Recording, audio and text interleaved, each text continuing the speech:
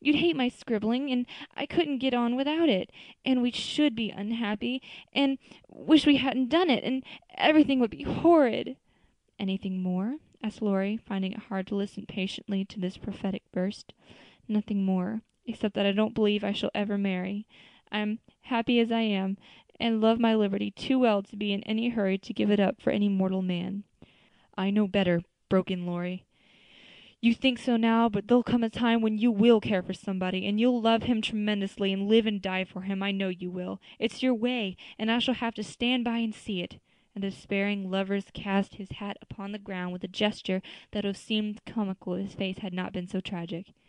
"Yes, I will live and die for him, if he comes and makes me love him in spite of myself, and you must do the best you can," cried Joe, losing patience with poor Teddy. "I've done my best, but you won't be reasonable, and it's selfish of you to keep teasing for what I can't give. I shall always be fond of you, very fond indeed as a friend, but I'll never marry you, and the sooner you believe it the better for both of us. So now—" That speech was like fire to gunpowder.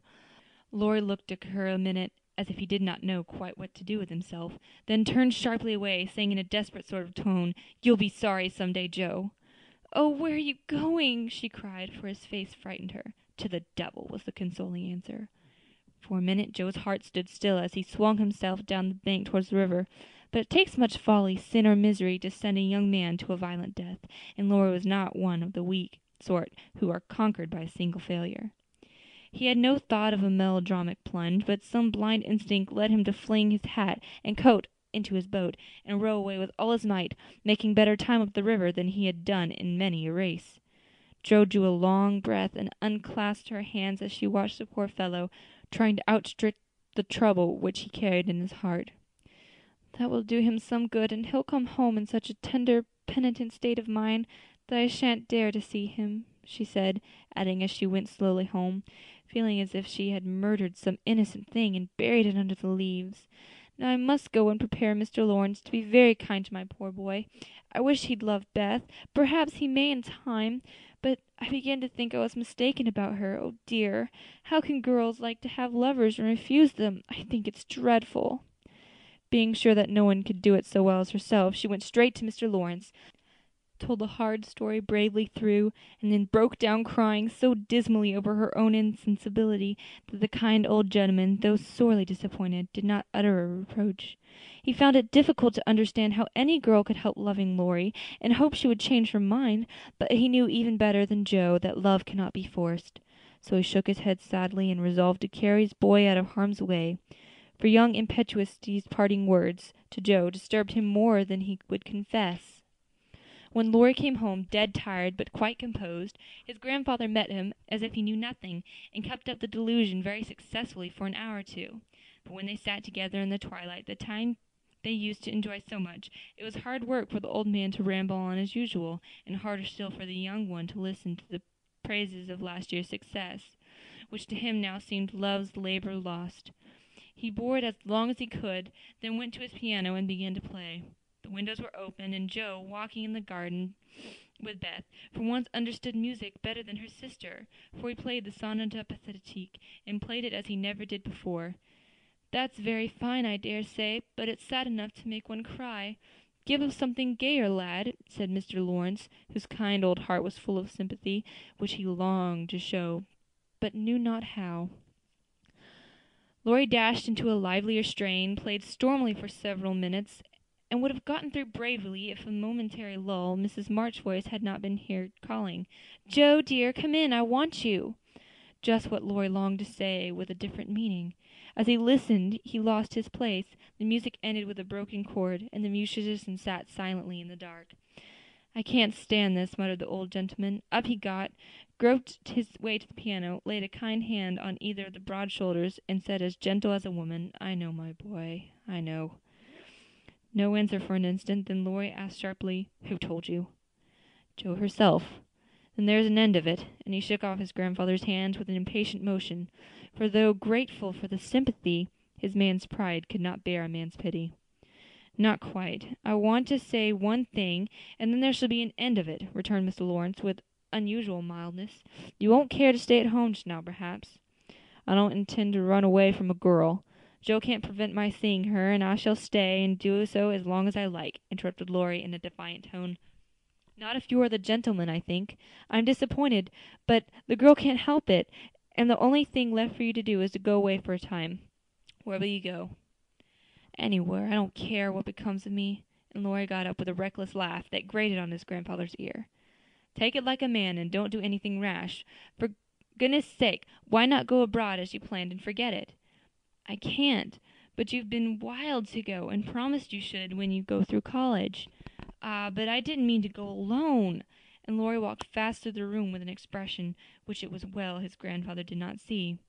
"I don't ask you to go alone. There's someone ready and glad to go with you." "Who, sir?" Stopping to listen. "Myself." Lorry came back as quickly as he went, and put out his hand, saying huskily, "I'm a selfish brute, you know, grandfather. Oh, help me, yes, I do know, for I've been through it all before, once in my own young days, and then with your father. Now, my dear boy, just sit quietly down and hear my plan. It's all settled, and can be carried out at once," said Mr. Lawrence, keeping hold of the young man, as if fearful that he would break away as his father had done before him. "Well, sir, what is it?" And Lorry sat down, without a sign of interest in his face or voice. "There's business in London that needs looking after. I meant you should tend to it, but I can do it better myself, and things here will get along very well with Brooke to manage them.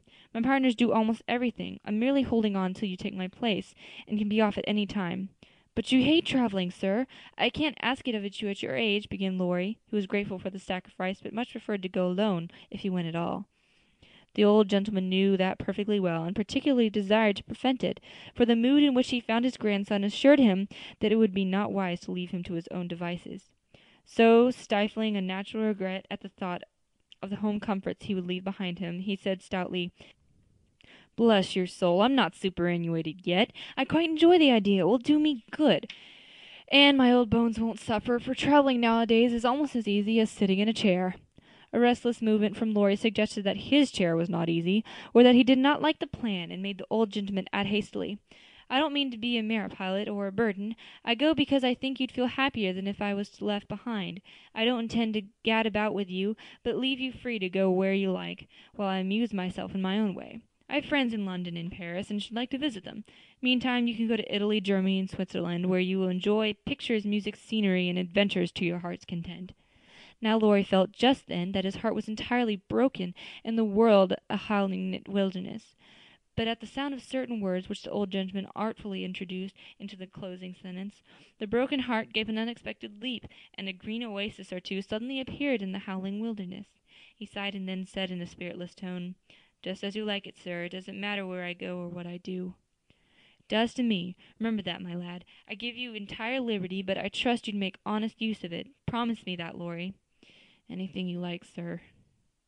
"Good," thought the old gentleman. "You don't care now, but there will come a time when that promise will keep you out of mischief, or I'm much mistaken." Being an energetic individual, Mr. Lawrence struck while the iron was hot, and before the blighted being recovered spirit enough to rebel, they were off. During the time necessary for preparation, Lorry bore himself as a young gentleman usually do in such cases. He was moody, irritable, and pensive by turns, lost his appetite, neglected his dress, and devoted much time to playing tempestuously on his piano, avoided Joe, but consoled himself by staring at her from his window with a tragic face that haunted her dreams by night, and oppressed her with a heavy sense of guilt by day. Unlike some sufferers, he never spoke of his unrequited passion, and would allow no one, not even Miss March, to attempt consolation or offer sympathy. On some accounts this was a relief to his friends, but the weeks before his departure were very uncomfortable, and everyone rejoiced that the poor dear fellow was going away to forget his trouble, and come home happy. Of course he smiled darkly at their delusion, but passed it by with sad superiority of one who knew that his fidelity, like his love, was unaltered. When the parting came, he affected high spirits to conceal certain inconvenient emotions which seemed inclined to assert themselves. This gaiety did not impose upon anybody, but they tried to look as if it did for his sake, and he got on very well till Miss March kissed him with a whisper full of motherly solicitude. Then, feeling that he was going very fast, he hastily embraced them all around, not forgetting the afflicted Hannah, and ran downstairs as if for his life. Joe followed a minute after to wave her hand to him if he looked round. He did not look round, came back, put his arm about her